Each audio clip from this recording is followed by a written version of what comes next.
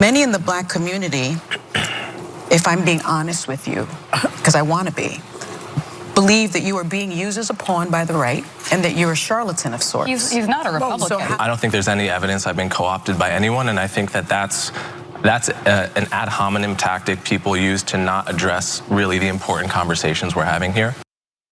Political author and analyst Coleman Hughes was recently met with some intense hostility, specifically from Sunny Hostin on The View. Ana Kasparian just called out Sunny Hostin's attack on Coleman Hughes, and honestly, she nailed it. This isn't just about one awkward exchange on The View. It's about how identity politics are being weaponized to silence real conversations.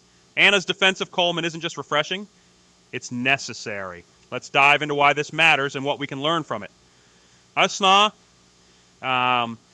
As he appeared on the show to promote his new book, The End of Race Politics: Arguments for a Colorblind America. At a time when the culture in America has essentially rejected colorblindness, instead embracing an almost obsessive focus on race and how we differ from one another, I honestly wasn't shocked that he was met with that kind of vitriol. We'll get back to that portion of the exchange in just a minute. But first, I do think it's actually important to understand Coleman as a person and the argument he's trying to make. In the interest of full disclosure, though, I do have to admit that I'm a fan of Coleman's, even though he and I have some disagreements. He's more supportive of Israel's war on Gaza, as an example. On some issues, he definitely leans to the right of me. But I actually find him to be thoughtful. He makes thought-provoking arguments in good faith. And I don't know about you, but I've been increasingly bored with shows that have default ideological talking points that hosts never deviate from. It's a mindless snooze fest. Sometimes Coleman's analysis on certain current events challenge my own, and I find that to be a good thing. We should all be willing to challenge and reevaluate our own beliefs without assuming the one challenging us is some grifter or right-wing pawn. I think it makes us smarter and mentally stronger. Now, with that out of the way, let's hear Coleman out on the direction he believes policy should go in. On The View, Sunny Hostin accused Coleman Hughes, a political author, of being a pawn for daring to advocate for class-based policies instead of race-based ones. Ana Kasparian of TYT weighed in, pushing back on Hostin's ad hominem attacks and defending Coleman's right to have an independent perspective. And honestly, Ana is right. This isn't about defending one person. It's about fighting for the space to have real conversations without being dismissed or labeled. In America. The default right now in a lot of areas of policy is to use, Black and Hispanic identity as a proxy for disadvantage. And my argument is that you actually get a better picture of who needs help by looking at socioeconomics and income. That picks out people in a more accurate way. Not my question, but when you say that socioeconomics picks out people in a better way than race, when you do look at the socioeconomics, you see the huge disparity between white households and Black households. You see the huge disparity between white households and Hispanic households. So your argument, and I've read your book twice because I wanted to give it a chance, your argument that race has no place in that equation is really fundamentally flawed. Look, I think Sunny Hostin's lack of logic here is what's fundamentally flawed. Just keeping it real. It's somewhat strange how triggered she is by the notion that we should focus economic policies on class rather than identity like race. I assure you there are plenty of poor people of all races in America. However, she herself is a wealthy woman of color, so maybe class-based issues don't appeal to her the same way as they would for the working poor in America. And while it is true that Black and Latino Americans are more economically disadvantaged on average, it's also true that class-based policies would disproportionately. Ana is spot on here. Calling someone a pawn isn't just dismissive, it's lazy. Instead of engaging with Coleman's argument about class-based policies, Hostin resorts to identity politics. This isn't the kind of discourse we need if we're going to solve real issues like poverty or inequality. Benefit their lives without leaving poor white Americans behind. Why is that a bad thing?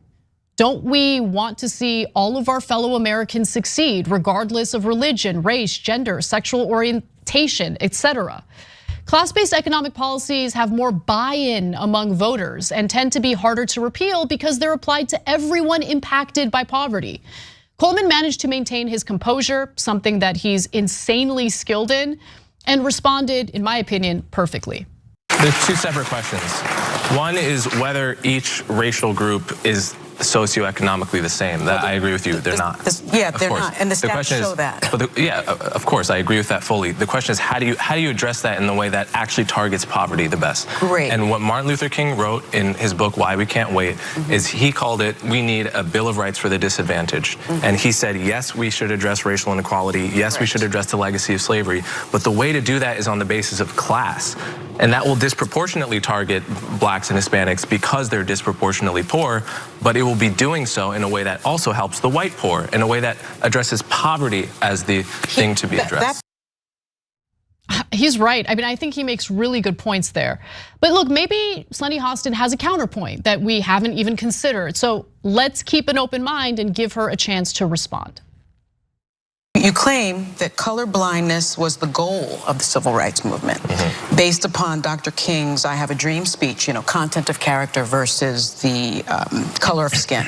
He also said in 1968, it was about less than a week before he was assassinated, this country never stops to realize that they owe a people kept in slavery for 244 years. So rather than class, he did write about that earlier on.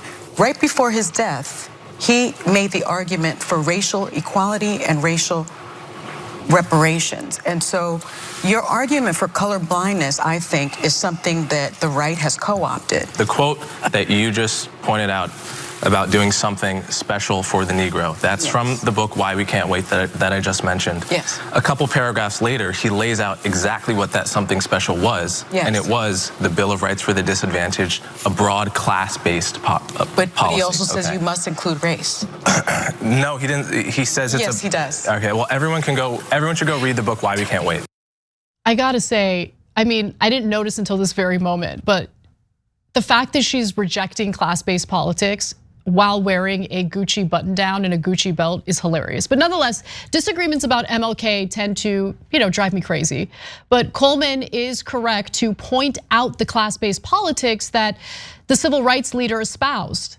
In fact, mainstream discussions about MLK tend to leave out his views on class politics. A lot of mainstream media don't give you honest news. We do. You know why? Because of you. Paid membership on YouTube makes all the difference. Hit the join button below, and you become the hero that sustains us. And by the way, I think what Coleman is saying is evidenced by the policies that MLK was pushing for, including a universal basic income. It was a universal basic income, meaning that it would apply to everyone regardless of their race. And I wish Coleman and Hostin's conversation centered more on the most effective policies to move this country forward. But unfortunately, that was the end of the substantive exchange, or at least the substantive portion of their exchange. The back and forth unfortunately devolved from there. Many in the black community, if I'm being honest with you, because I want to be, believe that you are being used as a pawn by the right and that you're a charlatan of sorts. He's not a Republican. So how do you? He's never voted for a Republican. You've said that you're a conservative. No, you did. You actually said that in the podcast that you did 2 weeks ago. I said I was a conservative. Yes, you did. So, but my question to you is, how do you respond to those critics? I don't think I've been co-opted by anyone. I've only voted twice, both for Democrats. Although I'm an independent, I would vote for a Republican, probably a non-Trump Republican if they were compelling. I don't think there's any evidence I've been co-opted by anyone, and I think that that's an ad hominem tactic people use to not address really the important conversations we're having here.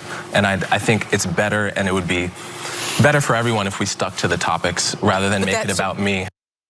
Look, at a time when someone like Donald Trump has increased his support among black voters, I feel like maybe it's important to hear Coleman out a little bit, right? He's not a Trump supporter by any means, but are we just going to brush off, people of color who vote Republican as pawns for the right wing? How insanely insulting is that? I think it's more important to understand their arguments, no? And I think you'd have to know about Coleman's background to understand his politics. I'm not kidding when I say I listen to his podcast and I'm a fan of his. It's true that he has never voted for a Republican, even though he considers himself an independent. He's in his 20s and was raised by a Marxist mother. This is the crux of the issue. We saw, whether it's Coleman Hughes or anyone else, independent thinkers are being dismissed not for what they say, but for who they are. Yeah? Ana's defense isn't about agreeing with Coleman on everything. It's about preserving the space for real debate without descending into tribalism. Who unfortunately and tragically has since passed away. His father, however, was not a Marxist. And on his podcast, he shares stories of spirited debates in his household. And I'm guessing the two opposing political views in his household led to independent thinking, the independent thinking that he tends to demonstrate. You might not agree with the overall thesis of his book, and that's totally fine, that's okay. But immediately dismissing someone who has a different worldview as a pawn or a grifter without addressing the substance of what he's saying is pretty weak. There are bad faith people out there, there's no question. There are grifters, but in my opinion, they're pretty easy to suss out. They have a difficult time explaining themselves. Coleman speaks at length about what he believes, explains why he has these views, and has never been disrespectful to anyone who disagrees with him. I think political discourse in the country would be far better if all aspired to that. Coleman has an open invitation on this show because I actually find it valuable to have him further elaborate on his views, especially the views that he espouses in that book, even if we have areas of disagreement. So Coleman, come on the show, talk about your book. I don't think you're a pawn.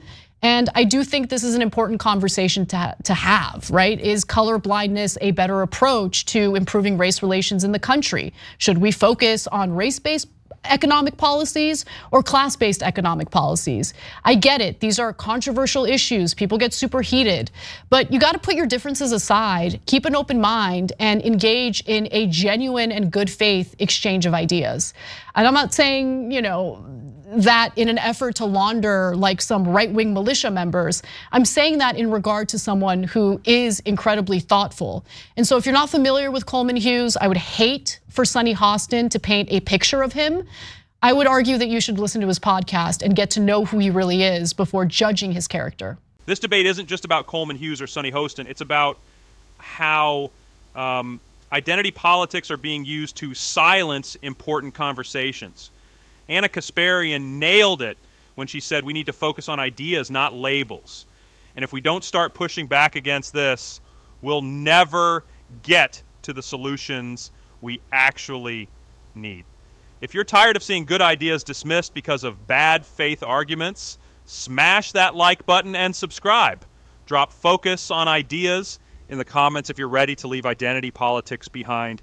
Stay sharp, stay critical, and let's keep exposing the truth.